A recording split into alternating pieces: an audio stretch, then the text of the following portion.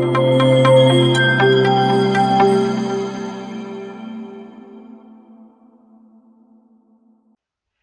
everyone, I am Smriti Sinha here and welcome back to our channel Science Zone.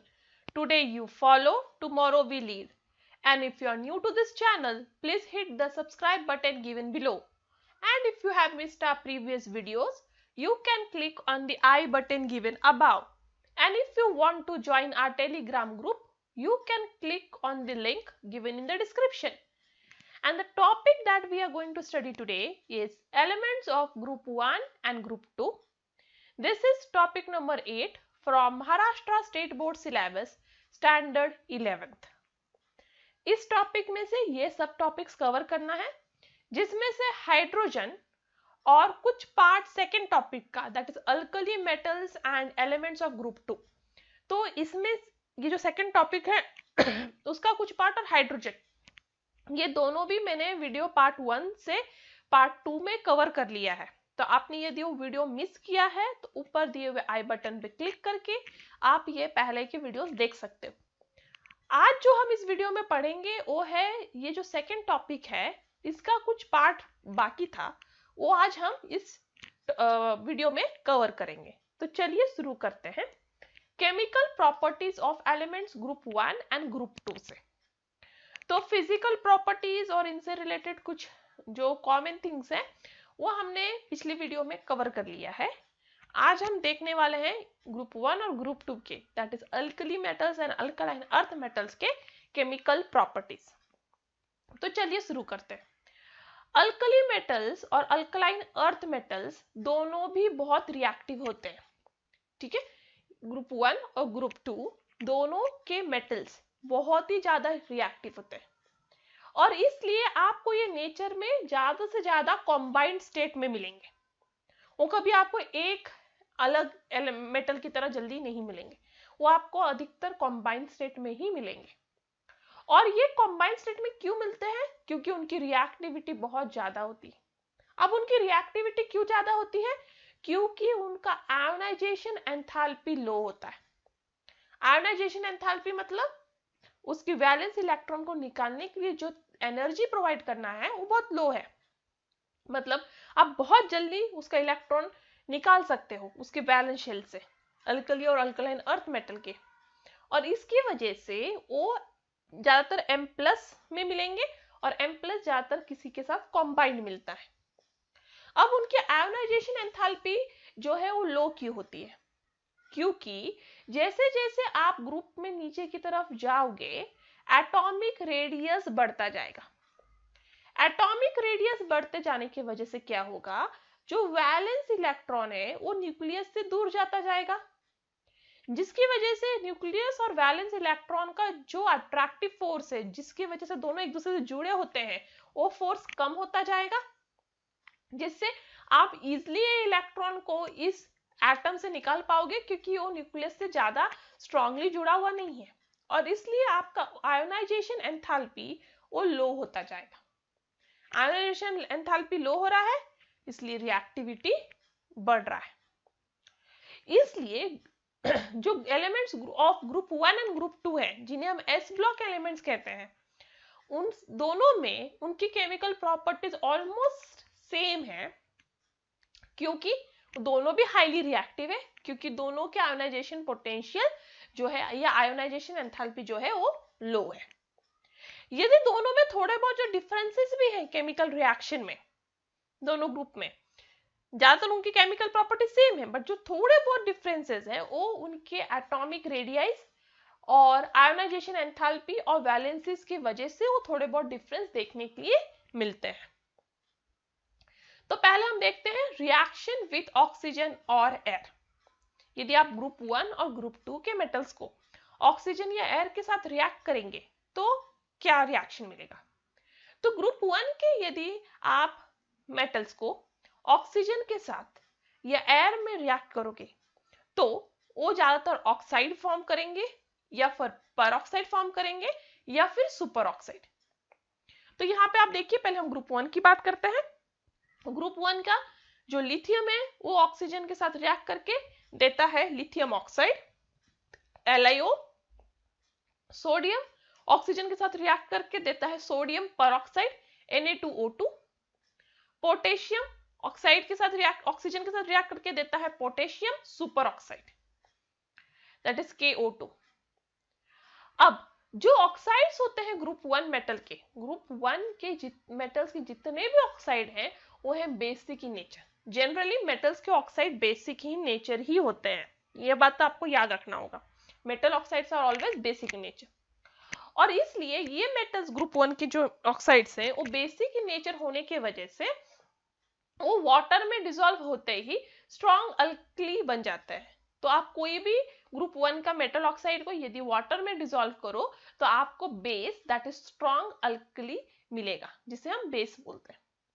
जैसे LiO जो lithium oxide है उसे मैंने water में डिसॉल्व किया तो बना LiOH, एक strong alkali, that is base. अब हम ग्रुप 2 की बात करते हैं। ग्रुप 2 के जो एलिमेंट्स हैं वो एयर में बर्न होके M O type of oxide form करते हैं, मेटल ऑक्साइड ही बट एमओ टाइप का। और कुछ जो है मतलब कुछ पार्ट, यदि आप कोई भी मेटल ले रहे हो जो ग्रुप 2 का है, उसका आधा पार्ट ऑक्सीजन के साथ रिएक्ट करके मेटल ऑक्साइड फॉर्म करेगा और आधा पार्ट नाइट्रोजन के साथ रिएक्ट करके, क्योंकि एयर में नाइट्रोजन भी होता है, उसके साथ रिएक्ट करके नाइट्राइड फॉर्म करेगा। तो यहाँ देखिए मैग्नीशियम ऑक्सीजन के साथ रिएक्ट करके MgO फॉर्म कर रहा है और मैग्नीशियम N2 के साथ रिएक्ट करके Mg2N2 फॉर्म कर रहा है।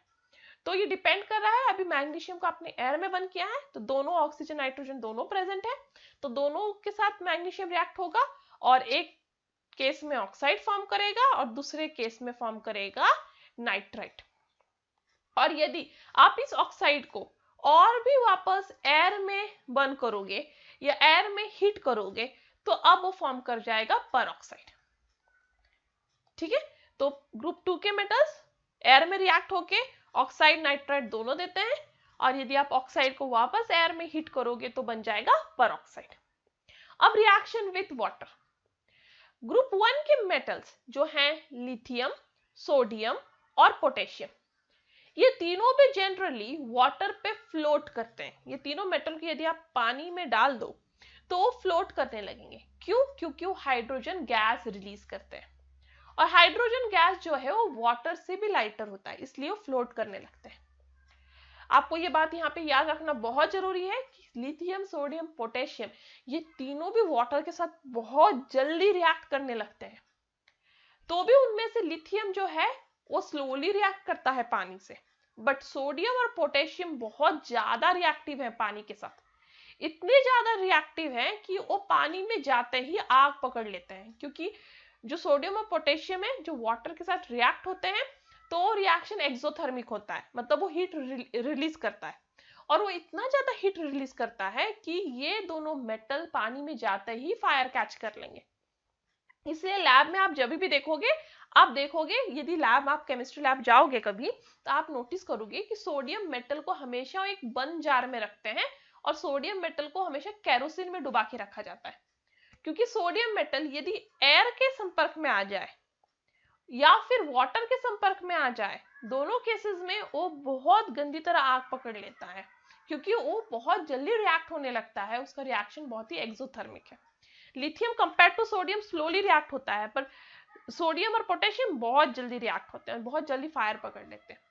तो यहाँ देखिए सोडियम जो वाटर के साथ रिएक्ट हो रहा है तो दे रहा है 2Na plus 2OH minus plus H2 gas. ये गैस रिलीज होने की वजह से जो हाइड्रोजन बबल्स रिलीज होते हैं, जिसकी वजह से लिथियम, सोडियम और पोटेशियम पानी में कभी डूबते नहीं है, फ्लोट ही होते रहते हैं।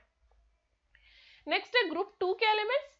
तो ग्रुप 2 के एलिमेंट्स भी वाटर के साथ रिएक्ट करते हैं, बट देते हैं वो metal hydroxide and hydrogen gas. But आपको यहाँ याद रखना बहुत जरूरी है एक एक्सेप्शन, बेरिलियम ग्रुप 2 का हो के भी वो वाटर के साथ रिएक्ट नहीं होता। ये एक्सेप्शन है, क्योंकि ये ज्यादातर कॉम्पिटिटिव एग्जाम्स में MCQ में पूछे जाता है कि बेरिलियम कौन सा ऐसा S ब्लॉक एलिमेंट है जो वाटर के साथ रिएक्ट नहीं होता हो, बेरिलियम।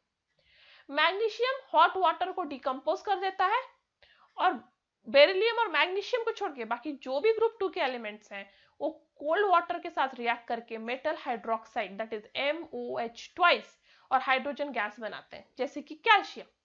तो कैल्शियम वाटर के साथ रिएक्ट होके CaOH twice plus H2 gas release करता है। तो ये हो गया रिएक्शन विथ वाटर। नेक्स्ट है रिएक्शन विथ हाइड्रोजन। तो ग्रुप 1 के elements that is alkali metal hydrogen के साथ हाई टेम्परेचर पे रिएक्ट करते हैं और बनाते हैं मेटल हाइड्राइड। तो कोई भी ग्रुप 1 का मेटल, लिथियम, पोटेशियम या सोडियम, ये मेटल हाइड्रोजन के गैस के साथ रिएक्ट होगा बहुत ही हाई टेम्परेचर पे और बनाएगा मेटल हाइड्राइड। वैसे ही ग्रुप 2 के elements that is beryllium, except for beryllium. अब यहाँ पे भी आपको एक याद रखना बहुत जरूरी है कि बेरिलियम हाइड्रोजन के साथ भी रिएक्ट नहीं होता, ना वाटर के साथ रिएक्ट होता है ना हाइड्रोजन के साथ। तो ग्रुप 2 के मेटल्स एक्सेप्ट फॉर बेरिलियम सभी हाइड्रोजन के साथ रिएक्ट करके MH2 ऑफ हाइड्राइड्स बनाते हैं। तो ग्रुप 1 बनाता है MH type of hydride, group 2 बनाता है MH2 टाइप ऑफ हाइड्राइड। तो ग्रुप 2 का मेटल हाइड्रोजन के साथ रिएक्ट होता है हाई टेम्परेचर पे और देता है MH2 type of metal hydride. तो यहाँ पे अब आपके पास एक क्वेश्चन है, NaCl जो कंपाउंड है वो आयोनिक कंपाउंड है, बट LiCl जो कंपाउंड है वो कोवैलेंट कंपाउंड है। क्यों? NaCl और LiCl, Na और लिथियम दोनों भी ग्रुप 1 को बिलोंग करते हैं, तो एक आयोनिक कंपाउंड बनाता है एक कोवैलेंट, ऐसा क्यों? क्योंकि लिथियम आयन का जो Li+ का साइज है वो साइज छोटा है। अब साइज छोटा होने की वजह से जो उसका पॉजिटिव चार्ज है वो कम डिस्टेंस पे स्प्रेड है, मतलब उसकी चार्ज डेंसिटी क्या है? ज्यादा है। क्यों चार्ज डेंसिटी ज्यादा है?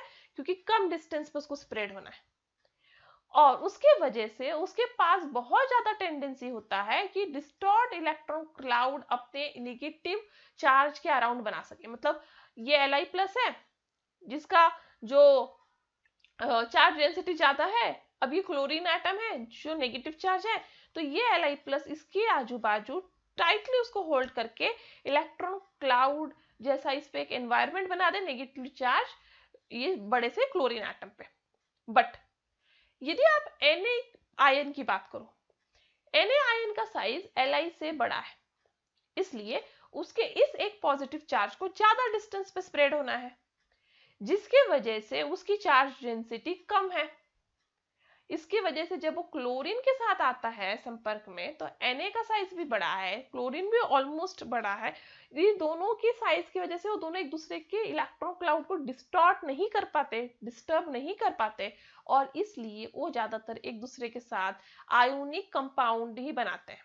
तो जो Na Li है वो हमेशा आयोनिक कंपाउंड ही बनाएगा, क्योंकि Na क्लोरीन के इलेक्ट्रॉन क्लाउड को डिस्टर्ब नहीं कर पाता, बट लिथियम कर पाता है उसके चार्ज डेंसिटी ज्यादा होने की वजह से, और इसलिए वो थोड़ा बहुत कोवैलेंट कैरेक्टर दिखाने लगता है। नेक्स्ट है रिएक्शन विथ हैलोजेंस। तो ग्रुप 1 के जो अल्कली मेटल्स हैं वो हैलोजेंस के साथ रिएक्ट करके बनाते हैं आयोनिक हैलाइड सॉल्ट। तो कोई भी मेटल ले लीजिए, सोडियम, लिथियम, पोटेशियम, वो कोई भी हैलोजन के साथ रिएक्ट करके बनाएंगे MX सॉल्ट, जिसे आयोनिक हैलाइड सॉल्ट कहोगे आप। बट ग्रुप 2 के जो मेटल्स हैं जो जिन्हें हम अल्कलाइन अर्थ मेटल्स कहते हैं, वो हैलोजन के साथ हाई टेम्परेचर पर रिएक्ट करके बनाते हैं हैलाइड्स। ठीक है, तो M+X2 गिव्स MX2। तो ये जो ग्रुप 1 है वो बनाता है MX type of salt with halogen और group 2 MX2 type of salt. Next reducing nature. अब रेड्यूसिंग नेचर ग्रुप 1 की बात करें तो आपको सबसे पहले ये समझना होगा कि रेड्यूसिंग नेचर नापते कैसे। तो कोई भी एलिमेंट का रेड्यूसिंग पावर एक्चुअली उसके स्टैंडर्ड इलेक्ट्रॉन पोटेंशियल से नापा जाता है। तो आपको पता लगाना है कि ये एलिमेंट कितना स्ट्रॉन्ग रेड्यूसिंग एजेंट है और कितना वीक रेड्यूसिंग एजेंट है, तो आपको उसका standard electron potential that is E0 पता लगाना होगा। तो जो ग्रुप 1 के जो मेटल्स हैं, तो ग्रुप 1 के मेटल्स जब कन्वर्ट होते हैं तो M++ इलेक्ट्रॉन में कन्वर्ट होते हैं, करेक्ट। तो यहाँ पे जो भी अल्कली मेटल्स होते हैं ग्रुप 1 के मेटल्स, उनमें high negative value of E0 है। क्यों? क्योंकि वो अपना एक इलेक्ट्रॉन बहुत इजीली लूज कर सकते हैं। अपना एक इलेक्ट्रॉन क्यों इजीली लूज कर सकते हैं? क्योंकि उन्हें स्टेबल इनर्ट गैस कॉन्फ़िगरेशन पाना है, और इसलिए वो इलेक्ट्रॉन बहुत इजीली लूज कर सकते हैं, इसलिए उनका standard electron potential highly negative है और इसके वजह से ये ग्रुप 1 के मेटल स्ट्रॉन्ग रिड्यूसिंग एजेंट है, जिनमें से लिथियम सबसे ज्यादा स्ट्रॉन्ग रिड्यूसिंग एजेंट है और सोडियम सबसे वीक। ग्रुप 2 की बात करें तो ग्रुप 2 के अल्कलाइन अर्थ मेटल्स में भी हाई नेगेटिव स्टैंडर्ड पोटेंशियल है, इसलिए ग्रुप 2 के मेटल्स भी स्ट्रॉन्ग रिड्यूसिंग एजेंट है। बट आपको यहां याद रखना होगा ग्रुप 2 के मेटल्स ग्रुप 1 के मेटल से वीक रिड्यूसिंग एजेंट है। क्यों? क्योंकि ग्रुप 1 के जो ग्रुप 2 के मेटल्स हैं वो पहले लूज करेंगे एक इलेक्ट्रॉन तो भी वो स्टेबल नहीं होते हैं, क्योंकि उनमें इनर्ट गैस कॉन्फ़िगरेशन नहीं आता। करेक्ट? वो सेकेंड इलेक्ट्रॉन लूज करते तब उनमें इनर्ट गैस कॉन्फ़िगरेशन आता है, इसलिए उनका जो स्टैंडर्ड इलेक्ट्रॉन पोटेंशियल है वो थोड़ा कम है एज कंपेयर टू ग्रुप 1। इसलिए ग्रुप 1 के जो मेटल्स है वो ज्यादा स्ट्रॉन्ग रिड्यूसिंग एजेंट है और फिर ग्रुप 2 के। नेक्स्ट है solution in liquid ammonia. Group 1 का बात करें तो जो अल्कली मेटल्स हैं वो सॉल्यूबल है लिक्विड अमोनिया में, जितने भी अल्कली मेटल्स हैं वो लिक्विड अमोनिया में सॉल्यूबल है और वो लिक्विड अमोनिया में डिसॉल्व होके आपको देते हैं डीप ब्लू कलर सोल्यूशन। तो लिक्विड अमोनिया एक्चुअली कलरलेस होता है। इस कलरलेस सोल्यूशन में यदि आप कोई भी अल्कली मेटल जैसे सोडियम, लिथियम, पोटेशियम किसी को भी डाल दें तो वो कलर सोल्यूशन दिखाने लगता है, ब्लू, डीप ब्लू कलर दिखाएगा सोल्यूशन और इलेक्ट्रिसिटी कंडक्ट करने लगेगा। इलेक्ट्रिसिटी कंडक्ट करने लग रहा है मतलब अब उसमें फ्री इलेक्ट्रॉन है। तो इसका मतलब क्या हो रहा है, लिक्विड अमोनिया में जाते ही ये ग्रुप 1 के जो मेटल्स हैं वो आपको एक इलेक्ट्रॉन डोनेट कर देते हैं और M+ बन जाते हैं। तो M+ देखो क्या होता है, बेसिकली ये मेटल गया लिक्विड अमोनिया में, बना M+ इलेक्ट्रॉन, बट वो लिक्विड अमोनिया में प्रेजेंट है, इसलिए सारे लिक्विड अमोनिया M+ को भी सराउंड कर लेंगे और लिक्विड अमोनिया इलेक्ट्रॉन को भी सराउंड कर लेंगे, इसलिए ये ऐसे इस तरह का कंपाउंड बन जाता है इलेक्ट्रॉन के साथ इस तरह के कंपाउंड। अभी ये जो अमोनेटेड अमोनिया है, मतलब जो इलेक्ट्रॉन एमिनेटेड इलेक्ट्रॉन है, एक्चुअली जो इलेक्ट्रॉन अमोनिया से सराउंडेड है उसे कहेंगे अमोनेटेड इलेक्ट्रॉन। तो ये इलेक्ट्रॉन है और अमोनिया से सराउंडेड, तो ये अमोनेटेड इलेक्ट्रॉन है वो एक्चुअली सोल्यूशन को डीप ब्लू कलर देता है। यदि आपका सोल्यूशन डीप ब्लू कलर का हो गया इसका मतलब आपके मेटल ने उस सोल्यूशन का, अमोनिया के सोल्यूशन को इलेक्ट्रॉन डोनेट किया है। अब ये इलेक्ट्रॉन फ्री है, अनपेयर्ड है, इसलिए ये सोल्यूशन पैरामैग्नेटिक होता है। अभी आप यदि इस ब्लू कलर के सोल्यूशन को बहुत देर तक ऐसे ही छोड़ दे तो उसमें से हाइड्रोजन गैस लिबरेट होने लगेगा और अब वो बन जाएगा मेटल अमाइड। तो जो ये मेटल है वो नाइट्रोजन के साथ रिएक्ट होगा, मतलब आपके अमोनिया के साथ, और बन जाएगा मेटल अमाइड। और जो ब्लू कलर है अब सोल्यूशन का ब्रॉन्ज कलर में चला जाएगा। ठीक है, जैसे आप चीनी की चाशनी का कलर हो जाता है, यदि आपने चीनी की चाशनी देखा होगा तो उसका कलर कैसा रहेगा, वो कलर का बन जाता है ये ब्लू कलर। इसका मतलब अब इसका इलेक्ट्रॉन यूज हो चुका है और इसलिए अनपेड इलेक्ट्रॉन ही नहीं है, इसलिए अब ये डाईमैग्नेटिक है। तो बेसिकली पहले आपने एक बीकर लिया है, वो बीकर में अमोनिया सोल्यूशन लिया है, अब उस एक अल्कली मेटल को, ग्रुप 1 के मेटल को उस अमोनिया सोल्यूशन में डाल रहे हो तो सोल्यूशन को आ रहा है डीप ब्लू कलर। बहुत देर तक सोल्यूशन खड़ा है, ऐसे छोड़ दिया आपने तो डीप ब्लू कलर डिसअपियर हो जाएगा और वो सोल्यूशन का हो जाएगा ब्रॉन्ज कलर। जब वो डीप ब्लू कलर था मतलब अनपेयर्ड इलेक्ट्रॉन था, मतलब सोल्यूशन पैरामैग्नेटिक था। अब सोल्यूशन का कलर ब्रॉन्ज है मतलब वो अनपेयर्ड इलेक्ट्रॉन नहीं है, मतलब डाईमैग्नेटिक है। ठीक है, और इससे मुझे पता चल जाता है कि अल्कली मेटल्स जो हैं वो अमोनिया में डिसॉल्व होकर इलेक्ट्रॉन डोनेट करते हैं और इलेक्ट्रिसिटी कंडक्ट करने लगते हैं। ग्रुप 2 के मेटल्स की बात करें, that is alkaline earth metals, वो भी लिक्विड अमोनिया में सॉल्युबल है और वो भी डीप ब्लू कलर ही देते हैं सोल्यूशन को। तो ये आपका है अल्कलाइन अर्थ मेटल जो अमोनिया सोल्यूशन का रिएक्ट हो रहा है, तो M2+ जो अमोनिया से सराउंडेड है और इलेक्ट्रॉन जो अमोनिया से सराउंडेड है। आपके पास अभी भी अमिनेटेड इलेक्ट्रॉन है इस केस में भी और इसलिए आपका सोल्यूशन का डीप ब्लू कलर है। नेक्स्ट टॉपिक है डायगोनल रिलेशनशिप। ये बहुत इंपॉर्टेंट टॉपिक है क्योंकि इस पे बहुत बार शॉर्ट नोट पूछा जाता है। डायगोनल रिलेशनशिप, ये कॉन्सेप्ट आया कहां से? तो हमने मॉडर्न पीरियोडिक टेबल में पढ़ा है एक ग्रुप के सारे एलिमेंट्स के प्रॉपर्टीज सेम होते हैं, दूसरे ग्रुप के उसके सारे एलिमेंट्स के प्रॉपर्टीज सेम होंगे। बेसिकली हर एक ग्रुप में जितने भी एलिमेंट्स हैं उनमें एक पर्टिकुलर सेम प्रॉपर्टी का ट्रेंड दिखता है, बट ये ट्रेंड कुछ एलिमेंट्स फॉलो नहीं करते, जैसे lithium and beryllium. Lithium group 1 को बिलोंग करता है, इसलिए ऐसा माना जाएगा कि लिथियम के प्रॉपर्टी सारे अल्कली मेटल जैसे होने चाहिए, बट स्टिल लिथियम बहुत सारे डिफरेंसेस दिखाता है अपने बाकी के अल्कली मेटल से। और वो सिमिलरिटी किससे दिखाता है? मैग्नीशियम से, जो actually second alkaline earth metal है।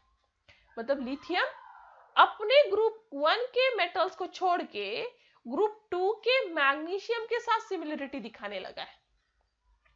एंड सिमिलरली जो बेरिलियम है, जो ग्रुप 2 को बिलोंग करता है, तो क्या एक्सपेक्टेड है? बेरिलियम के प्रॉपर्टीज ग्रुप 2 के एलिमेंट जैसे होने चाहिए, बट नहीं, वो डिफरेंसेस दिखाने लगता है अल्कलाइन अर्थ मेटल से, मतलब ग्रुप 2 के मेटल से।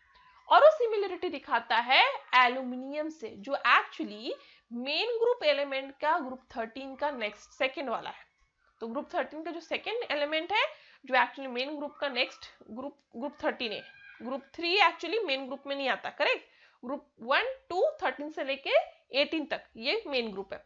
तो बेरिलियम दिखाता है एल्यूमिनियम के साथ सिमिलरिटी और लिथियम मैग्नीशियम के साथ सिमिलरिटी। और यदि आप इसे देखो ठीक से, ये रिलेशनशिप को, तो आप देखोगे ये एक डायगोनल रिलेशनशिप, डायगोनल मतलब तिरछा रिलेशनशिप है। इसलिए ऐसे ये वाले एलिमेंट्स जो डायगोनल रिलेशनशिप दिखाते हैं डायगोनल वे में, इसलिए इन्हें कहा जाता है डायगोनल रिलेशनशिप। अब आपको प्रूफ करके दिखाती हूं मैं ये डायगोनल रिलेशनशिप दिखाते कैसे। तो पहले हम बात करेंगे लिथियम जो ग्रुप 1 का है और मैग्नीशियम जो ग्रुप 2 का है। दोनों डिफरेंट ग्रुप को बिलोंग करते हैं, बट दोनों में एक डायगोनल रिलेशनशिप है, मतलब दोनों में कुछ सिमिलर प्रॉपर्टीज है। तो लिथियम, यदि आपका लिथियम एयर के साथ रिएक्ट करे तो फॉर्म करेगा Li2O प्लस Li3O, और Mg एयर के साथ रिएक्ट करके बनेगा MgO या Mg3N2।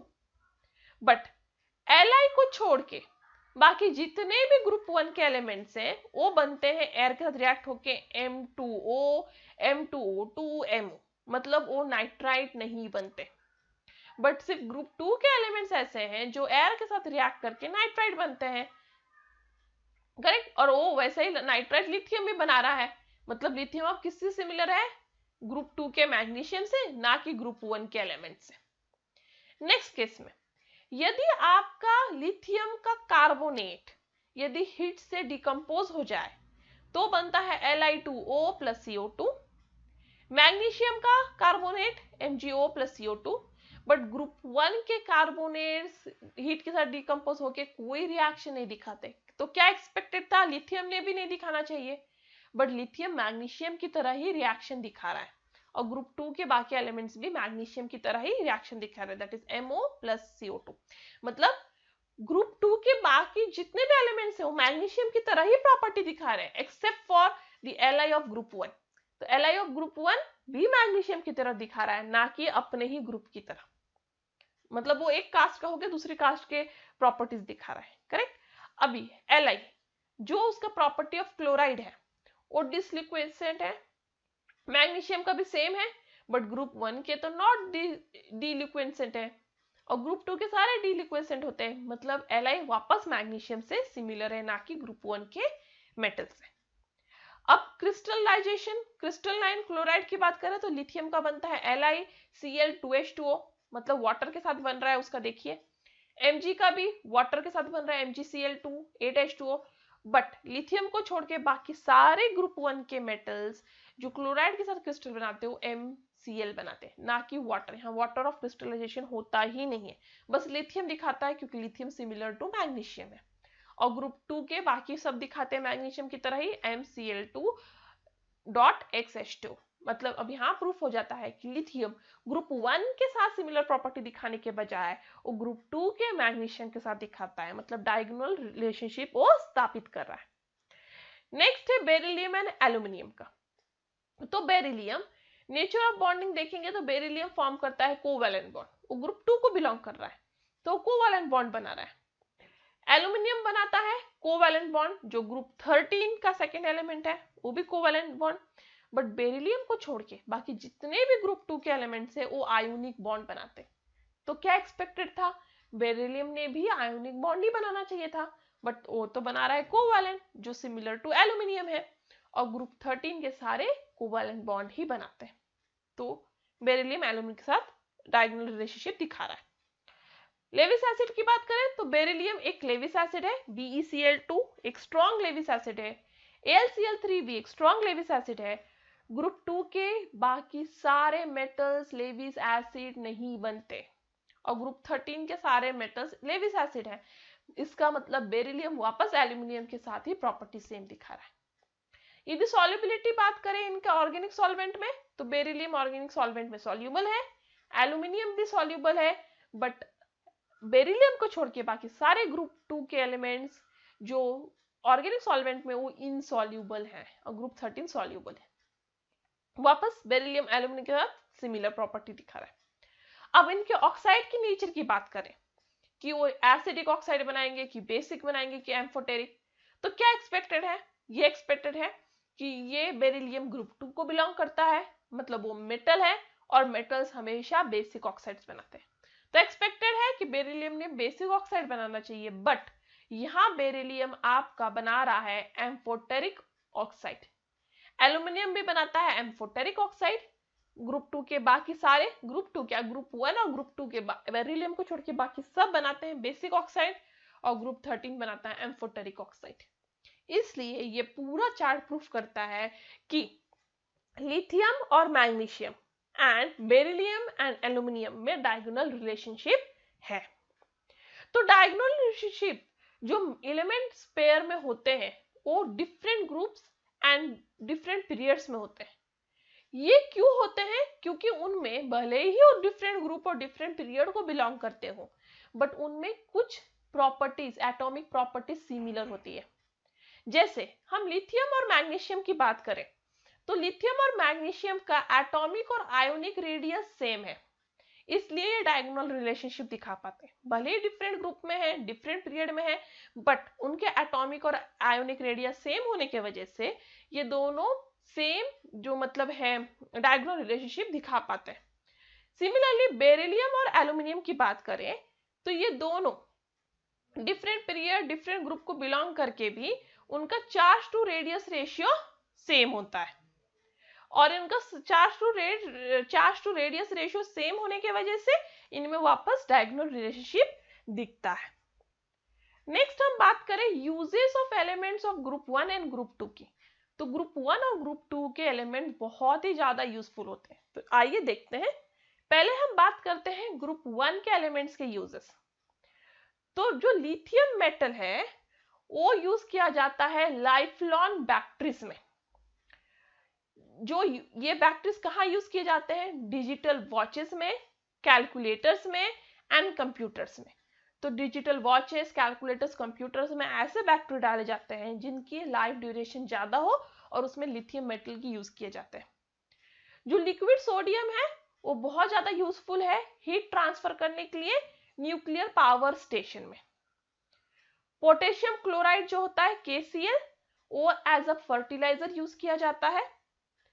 Potassium manufacture for potassium super oxide के लिए भी यूज किया जाता है। तो पोटेशियम सुपर ऑक्साइड का मैन्युफैक्चरिंग पोटेशियम से ही किया जाता है, और जो यूजफुल है ऑक्सीजन जनरेटर के लिए। ये potassium super oxide good absorbent भी है कार्बन डाइऑक्साइड का, जो पोटेशियम से बनता है, तो इनडायरेक्टली पोटेशियम बहुत यूजफुल है। सीजियम यूज किया जाता है फोटो इलेक्ट्रिक सेल्स के लिए। ग्रुप 2 के एलिमेंट्स के यूजेस की बात करें तो जो बेरिलियम है वो एक मॉडरेटर की तरह यूज किया जाता है न्यूक्लियर रिएक्टर्स में। जो alloy of magnesium and aluminium होता है, मैग्नीशियम और एल्यूमिनियम का मिक्स करके एक एलॉय बनाया जाता है, तो बहुत ज्यादा यूजफुल है वो स्ट्रक्चरल मटेरियल इन एयरक्राफ्ट के लिए। एयरक्राफ्ट का जो कुछ पार्ट्स होता है वो इस एलॉय से बनता है, जो मैग्नीशियम और एल्यूमिनियम का मिक्स एलॉय है। कैल्शियम आयन की बात करें तो बायोलॉजिकल सिस्टम के लिए बहुत इंपॉर्टेंट है, क्योंकि वो हमारे बोन्स और टीथ में प्रेजेंट होता है, हमारे हेल्दी ग्रोथ के लिए इंपॉर्टेंट है। बेरियम सल्फेट मेडिसिन में यूज किया जाता है क्योंकि बेरियम एक मील होता है इंटेस्टाइनल एक्सरे के लिए। रेडियम जो है वो रेडियोथेरेपी के लिए यूज किया जाता है, जो कैंसर ट्रीटमेंट के लिए बहुत यूजफुल है। अब हम बायोलॉजिकल इंपॉर्टेंस देखें ग्रुप 1 एंड ग्रुप 2 के एलिमेंट्स का, कि ग्रुप 1 एंड ग्रुप 2 के एलिमेंट्स इस बायोलॉजिकल सिस्टम में कैसे यूजफुल हैं। तो पहले ग्रुप 1 के, तो सोडियम आयन जो है वो प्रेजेंट है फॉर मतलब एक्स्ट्रा सेल्यूलर फ्लूइड्स होता है हमारे बॉडी में, ब्लड के अलावा भी कोई फ्लूइड्स है, करेक्ट। ये जो एक्स्ट्रा सेल्यूलर फ्लूइड्स है जो ब्लड के अलावा होते हैं, उनमें जो है बहुत ही ज्यादा सोडियम आयन प्रेजेंट है। और ये फ्लूइड क्यों इंपॉर्टेंट है, क्योंकि ये फ्लूइड हमारे बॉडी में जो है इंपॉर्टेंट न्यूट्रिएंट ट्रांसफर करता है, हमारे सेल्स में इंपॉर्टेंट न्यूट्रिएंट्स का ट्रांसफर करता है, जिसके लिए सोडियम ऑफ कोर्स एक इंपॉर्टेंट रोल प्ले कर रहा है। कॉन्सेंट्रेशन जो है सोडियम आयन का एक्स्ट्रा सेल्यूलर फ्लूइड में, ये रेगुलेट करता है कि हमारे मेम्ब्रेन में वाटर कितने अमाउंट में एक मेम्ब्रेन से दूसरे मेम्ब्रेन में पास होगा, जिसे हम सोडियम पोटेशियम साइकिल के नाम से जानते हैं। तो ये सोडियम आयन डिसाइड करेगा कि हमारे वाटर कितना हमारे एक मेम्ब्रेन से दूसरे मेम्ब्रेन में कितने अमाउंट में पास होगा। सोडियम आयन जो है नर्व सिग्नल पार्ट मतलब नर्व सिग्नल को एक पार्ट से दूसरे पार्ट में पास होने के लिए भी हेल्प करता है। तो आपने किसी गर्म सामान को छुआ तो नर्व आपको सिग्नल देता है कि आपने गर्म सामान छुआ है, जल्दी से हाथ हटाओ। तो ये करने के लिए कौन हेल्प कर रहा है, सोडियम आयन। पोटेशियम आयन की बात करें तो पोटेशियम आयन भी आपके सेल में बहुत ज्यादा अमाउंट में प्रेजेंट होता है। वो बहुत इंपॉर्टेंट है आपके जो बॉडी में है सिंथेसिस ऑफ प्रोटीन करने के लिए या फिर ऑक्सीडेशन ऑफ ग्लूकोज के लिए। अब ग्रुप 2 एलिमेंट्स का बायोलॉजिकल इंपॉर्टेंस देखें तो Mg2+ आपके क्लोरोफिल, जो ग्रीन प्लांट में क्लोरोफिल होता है उसमें सबसे इंपॉर्टेंट पार्ट है Mg2+ का। कभी कभी ये क्वेश्चन पूछा जाता है कॉम्पिटिटिव एग्जाम में कि क्लोरोफिल में कौन सा मेटल प्रेजेंट है, वो है मैग्नीशियम इन 2+ स्टेट। Mg2+ यदि ह्यूमन बॉडीज में या एनिमल बॉडी में देखा जाए तो इंपॉर्टेंट रोल प्ले करता है ग्लूकोज को ब्रेक करने के लिए, फैट मॉलिक्यूल को ब्रेक करने के लिए, प्रोटीन को सिंथेसाइज करने के लिए और कोलेस्ट्रॉल लेवल को मेंटेन रखने के लिए। Ca2+ ऑफ कोर्स आपके बोन्स और टीथ के लिए बहुत इंपॉर्टेंट है। Ca2+ ब्लड क्लॉटिंग, जो चोट लग जाती है तो उसके बाद देखो यदि चोट लग जाए और खून बहता ही रह जाए, कितना भी छोटा चोट हो, कंटिन्यूस खून बहता रह जाए तो इंसान की डेथ हो सकती है। तो ब्लड क्लॉटिंग होना बहुत जरूरी है, मतलब खून बहना रुकना, उसके ऊपर एक काला सा जो चोट लगने के बाद बन जाता है तो ब्लड क्लॉटिंग है, उसके लिए Ca2+ भी बहुत इंपॉर्टेंट रोल प्ले करता है। Ca2+ contraction and stretching of muscles के लिए भी इंपॉर्टेंट है। Ca2+ आपके हार्ट बीट को भी रेगुलेट करता है और इससे प्रूफ होता है कि ग्रुप 1 और ग्रुप 2 के मेटल्स, अल्कली और अल्कलाइन अर्थ मेटल्स, हमारे जो बायोलॉजिकल सिस्टम हो या हमारे नॉर्मल यूजेस हो, वो दोनों के लिए भी बहुत ही यूजफुल एंड हेल्पफुल है। एक लास्ट क्वेश्चन है यहाँ पे, magnesium strip slowly tarnishes on keeping in air but metallic calcium is readily attacked by air, explain। तो क्वेश्चन का मतलब ये है कि यदि आप मैग्नीशियम का स्ट्रिप एयर में छोड़ दो तो धीरे धीरे उसका कलर ऐसा धुंधला सा होने लगता है, उसको बोलते हैं टार्निशेस, ठीक है। बट यदि कैल्शियम का स्ट्रिप को आप एयर में छोड़ दो तो बहुत जल्दी रिएक्ट हो जाता है, बताओ क्यों। तो कैल्शियम और मैग्नीशियम दोनों भी ग्रुप 2 को ही बिलोंग करते हैं, बट मैग्नीशियम है पीरियड 2 से, कैल्शियम है पीरियड 3 से। अब जब रिएक्शन होता है ये दोनों का एयर के साथ तो दोनों भी अपना वैलेंस इलेक्ट्रॉन लूज करते हैं क्योंकि ग्रुप 2 को बिलोंग करते हैं और आपको पता है एस ब्लॉक के एलिमेंट्स इलेक्ट्रॉन इजीली लूज कर सकते हैं। बट लूज करने की टेंडेंसी जो है वो मेटेलिक कैरेक्टर की होती है और ये जो इलेक्ट्रॉन लूज करने की टेंडेंसी है जैसे जैसे आप ग्रुप में नीचे जाओगे वो बढ़ता जाएगा क्योंकि आयनाइजेशन एंथैल्पी घटता जाता है। आयनाइजेशन एंथैल्पी घटता जाएगा जैसे आप ग्रुप में नीचे जाओगे, मतलब इलेक्ट्रॉन जल्दी लूज होगा और उसकी वजह से मेटेलिक कैरेक्टर बढ़ता जाएगा, करेक्ट। तो कैल्शियम कहाँ है, ग्रुप में नीचे, मैग्नीशियम कहाँ है, ग्रुप में ऊपर। तो कैल्शियम का मेटेलिक प्रॉपर्टी ज्यादा है क्योंकि उसका आयनाइजेशन एंथैल्पी कम है, इसलिए इलेक्ट्रॉन इजीली लूज कर सकता है, इसलिए वो बहुत ज्यादा जल्दी रिएक्ट कर जाता है। बट जो मैग्नीशियम है उसका आयोनाइजेशन एंथैल्पी कैल्शियम से ज्यादा है, इसलिए वो इलेक्ट्रॉन जल्दी लूज नहीं कर सकता एज कंपेयर टू कैल्शियम, और इसलिए वो कम रिएक्टिव है। इसलिए वो स्लोली एयर के साथ रिएक्ट करके एक थिन फिल्म ऑफ ऑक्साइड अपने ऊपर बनाने लगता है, जिसके वजह से उसका कलर धुंधला सा पड़ने लगता है, और इसलिए ये कहा जाता है कि कैल्शियम ज्यादा रिएक्टिव है और magnesium come. And that's all for today. Thank you. If you have any doubt, any comment, any suggestion, you are free to do that on askyourdoubt04@gmail.com. If you like my video, give me a thumbs up, share this video to more and more of your friends, and before departing, very short but very true, your nature is your future. And that's all for today. Thank you. Stay tuned.